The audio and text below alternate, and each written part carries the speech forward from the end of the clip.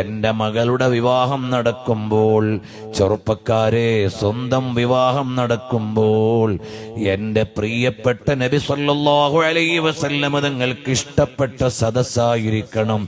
തങ്ങൾ പറഞ്ഞ ലക്ഷണങ്ങൾ ഒത്ത പെൺകുട്ടിയായിരിക്കണം ഞാൻ തിരഞ്ഞെടുക്കുന്ന പത്നി. നബി സല്ലല്ലാഹു അലൈഹി വസല്ലം തങ്ങൾ പഠിപ്പിച്ച മൂല്യങ്ങളെ ലംഘിക്കുന്ന വിവാഹ പരിപാടി വേണ്ട. ഇന്ന് ഈ സമുദായത്തിന്റെ ചെറുപ്പക്കാര് പണത്തിന്റെ പളപളപ്പിലും ആചാരത്തിന്റെ ജാടയിലും നടത്തുന്ന തോന്നിവാസങ്ങൾ സോഷ്യൽ മീഡിയയിൽ മറ്റു മതവിഭാഗങ്ങളെ കൊണ്ട് പോലും ഇസ്ലാമിനെ തെറ്റിദ്ധരിപ്പിക്കുന്നില്ലേ? ആ നടപടികളിൽ നിന്ന് മുഴുവനും വിട്ടുനിൽക്കണേ.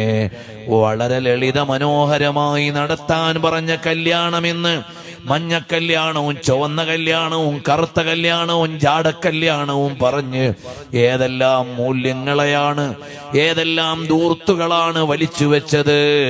അതുപോലെ പ്രതിശ്രുത വധുവിനെ കാണാൻ വേണ്ടി പോകുമ്പോൾ ഇന്ന് ഏതെല്ലാം അനാചാരങ്ങളാണ്. നീ നിക്കാഹ് ചെയ്ത് നിന്റെ ഇണയായി സ്വീകരിക്കുന്നത് വരെ അവൾ നിനക്ക് അന്യ പെണ്ണാണെന്ന് ഉൾക്കൊള്ളാൻ നബി സല്ലല്ലാഹു അലൈഹി വസല്ലം തങ്ങൾ പഠിപ്പിച്ച മൂല്യം വേണം.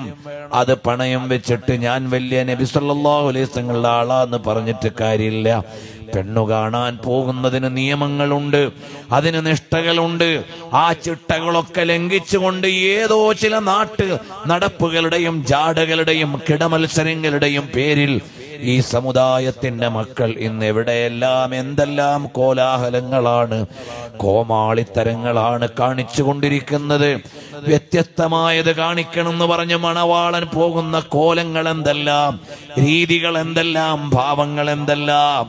മറ്റു മതങ്ങളിൽ പോലുമുള്ള ആളുകൾ ചെയ്യാൻ അറക്കുന്ന കാര്യങ്ങൾ നമ്മുടെ സമുദായത്തിലെ മക്കൾ ചെയ്യുന്നുണ്ടോ? ഒരു പരിശോധന നടത്തണേ. നബി സല്ലല്ലാഹു അലൈഹി വസല്ലം തങ്ങളെ ഉള്ളറിഞ്ഞുകൊണ്ടൊന്നിഷ്ടം വെക്കണം.